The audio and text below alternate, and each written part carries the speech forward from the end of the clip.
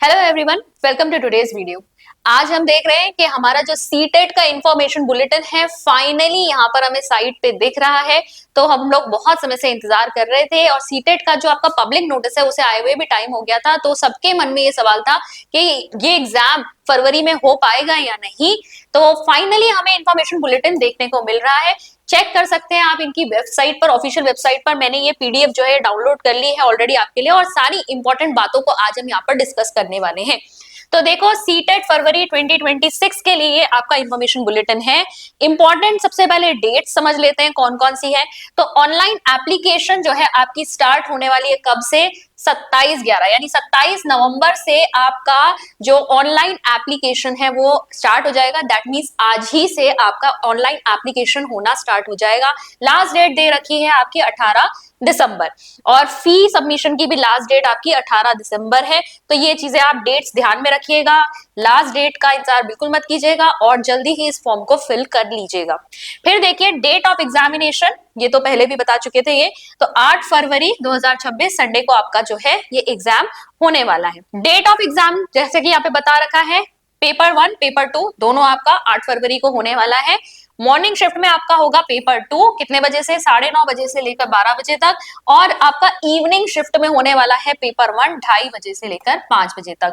तो बहुत सारे लोगों के मन में एक सवाल ये भी था कि पेपर का पैटर्न क्या होने वाला है। पहले ही देखिए उन्होंने पब्लिक नोटिस में पेपर 1 पेपर 2 बोल दिया था। तो हम जो सुन रहे थे ना कि ये 3 लेवल पे चला जाएगा, 4 लेवल पे चला जाएगा, ऐसा कुछ नहीं होने वाला। पेपर 1 पेपर 2 है यहाँ पर, जैसा कि आप देख सकते हैं।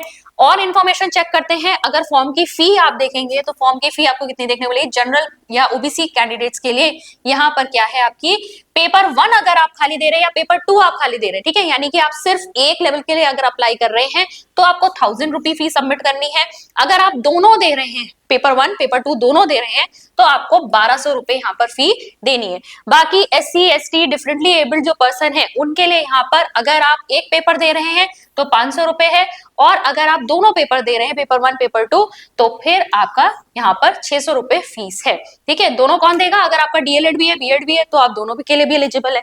ठीक है, तो यहाँ पर हुई हमारी फीस से रिलेटेड बात। फॉर्म जो है आपको ऑनलाइन जो फिल करना है ना, बहुत ही सोच समझ के और देखकर आपको फॉर्म अपना फिल करना है। जैसा कि आप यहाँ पर चेक कर सकते हैं कि ऑनलाइन फॉर्म फिलिंग जो आज से आपकी शुरू हुई है उसके लिए कैंडिडेट सबसे पहले आप ना इन्फॉर्मेशन बुलेटिन देख लेना। सारी इन्फॉर्मेशन आपके पास होनी चाहिए। कौन सी आपको फोटो किस रेशो की चाहिए, क्या आपके पास सिग्नेचर का डायमेंशन चाहिए, वो सब प्लीज यहाँ पे ध्यान से देख लेना। ठीक है, कैंडिडेट के लिए यहाँ पर साफ साफ इन्होंने लिखा हुआ है अगर आपने एक से ज्यादा यहाँ पर फॉर्म फिल किए तो आपका फॉर्म यहाँ पर कैंसिल भी हो सकता है। लेटेस्ट स्कैन फोटो आपको जो है यहाँ पर लगानी है।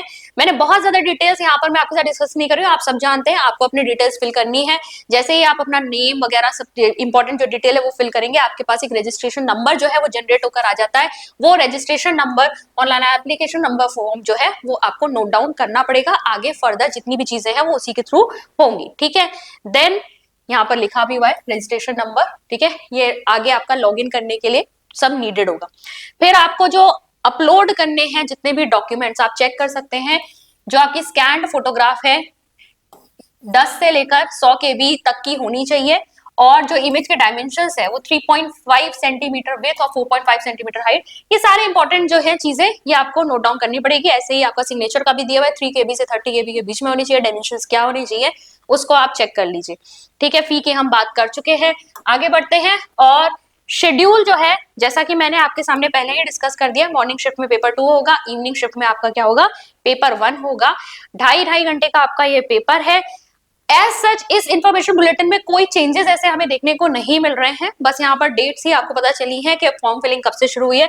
बाकी सिलेबस में भी हमें कोई भी यहाँ चेंज देखने को नहीं मिलेगा। इसके अलावा आप देख सकते हैं पेपर पैटर्न भी बिल्कुल वही है जैसा कि हम पहले से देखते हुए आ रहे हैं। पेपर 1 प्राइमरी स्टेज के लिए क्लास 1 to 5 के लिए आप क्या देते हो? पेपर 1 देते हो, सीटेट पेपर 1। तो प्राइमरी स्टेजेस के लिए यहाँ पर किस तरीके से आपसे क्वेश्चन पूछे जाएंगे आप चेक कर सकते हैं। 150 मार्क्स का आपका टोटल 150 मार्क्स का आपका ये पेपर होता है, जिसमें से आपका 30 एमसीक्यूज आपसे सीडीपी से पूछे जाएंगे, child development and pedagogy, 30 MCQs आपसे मैथ्स के पूछे जाएंगे, 30 एमसीक्यूज आपसे एनवायरमेंट स्टडीज के पूछे जाएंगे, फिर आपके 30 एमसीक्यूज लैंग्वेज 1 और बाकी 30 एमसीक्यूज आपसे लैंग्वेज 2 के पूछे जाएंगे। तो टोटल आपके 150 एमसीक्यूज यहाँ पर आपसे पूछे जाएंगे और किसके लिए होंगे, 150 मार्क्स के लिए यहाँ पर होगा। ठीक है, 150 मार्क्स का, यानी एक क्वेश्चन 1 मार्क का है, नेगेटिव मार्किंग यहाँ पर नहीं होती है। तो ये चीज अच्छी है आपके लिए, आप यहाँ पर कोई भी क्वेश्चन छोड़कर नहीं आएंगे। अच्छा, जो हम लैंग्वेज 1 और लैंग्वेज 2 की बात कर रहे हैं, ये चीज आप ध्यान में रखिएगा। लैंग्वेज 1 जो आपकी मीडियम है, ठीक है, वो आप लैंग्वेज चूज कर सकते हैं। उसके अलावा आपको एक दूसरी लैंग्वेज चूज करनी है, यानी अगर आपने यहाँ लैंग्वेज 1 इंग्लिश चूज करी है तो आप लैंग्वेज 2 क्या चूज करेंगे, हिंदी चूज करेंगे। या आप रिवर्स कर सकते हैं, अगर आपने लैंग्वेज 1 हिंदी चूज की है तो आप लैंग्वेज 2 जो है वो इंग्लिश चूज कर सकते हैं। देखिए और भी ऑप्शंस यहाँ पर है, उर्दू है, संस्कृत है, और भी बहुत सारी यहाँ पे आप देख सकते हैं, बहुत सारे ऑप्शंस है, इनमें से कोई भी आपकी लैंग्वेज सेलेक्ट की जा सकती है। रीजनल लैंग्वेज वाले रीजनल लैंग्वेज सेलेक्ट करेंगे ऑब्वियसली। फिर आप पेपर 2 में भी देखिए, पेपर 2 में अब आपका क्या रहेगा, पेपर 2 कौन देता है, 6 to 8 को पढ़ाने के लिए सीटेट पेपर 2 दिया जाता है। तो यहाँ पर आप चेक करेंगे, जो बीएड करे हुए होते हैं स्टूडेंट्स, वो आपका सीटेट पेपर 2 देते हैं। जो डीएलएड किए हुए होते हैं, डिप्लोमा इन एलिमेंट्री एजुकेशन, वो पेपर 1 देते हैं। तो पेपर 2 के लिए यहाँ पर देखेंगे आप, क्लास 6 to 8 वालों के लिए क्या आपका पेपर पैटर्न रहने वाला है। देखो 30 एमसीक्यूज यहाँ पे सीडीपी के पूछे जाते हैं, फिर यहाँ पर 30 प्लस 30 यानी कि 60 एमसीक्यूज आपसे मैथ्स और साइंस के पूछे जाते हैं। ठीक है, ये किसके लिए बता रही हूं मैं, अगर आप साइंस साइड वाले, ग्रेजुएशन अगर आपका साइंस साइड से है तो आपका ये वाला पैटर्न चलेगा। ठीक है, यानी कि आपके सब्जेक्ट क्या होंगे, मैथ्स और साइंस, 60 क्वेश्चंस पूछे जाएंगे आपसे। अगर आप आर्ट्स वाले हैं, ठीक है, अगर आप आर्ट्स वाले हैं तो आपसे 60 क्वेश्चन सोशल स्टडीज के पूछे जाएंगे। किसके पूछे जाएंगे, सोशल स्टडीज के पूछे जाएंगे।